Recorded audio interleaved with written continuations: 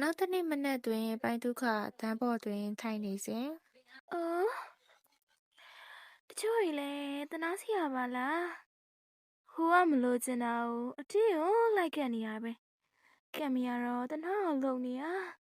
ညလို့တောင်မကောင်း ဒီမေအမဘသူ့ကိုပြောနေရလဲ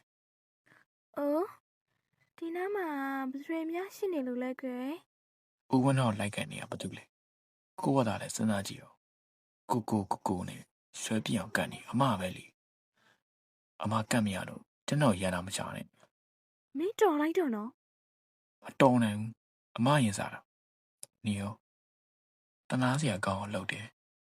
ကျွန်တော်ဘာမှတနာစရာကောင်းအောင်မလုပ်ဘူးဦးဝင်းနာလည်းမတနာဘူးအမကသာကြုံနေပန်းတို့တွေဝင်လုံနေတာသူများမပြောခင်ကိုဘာသာလည်းပြန်ကြည့်အောင် ဆွေပန်ပိုင်းဒုက္ခတို့လက်ရွယ်လိုက်စဉ် ဟဲ့ဘာလို့ဖြစ်နေကြလဲ ဆွေပန်သည်သူ့ဘာသာလဲချလိုက်သည် ဟာပန်ဒီသွားသေးလေတန်းရထားသေးလား ပန်းဖြစ်ပါအောင်ကိုရဲ့ပန်းလေစေတနာနဲ့ပြောလိုက်တာကိုပန်းအောင်တွန်းလိုက်တယ် ဟင်း ဝါဒုက္ခမင်းတော်တော်တရားလွန်နေပြီနော် ဒါကျွန်တော်လုပ်တာမဟုတ်ဘူး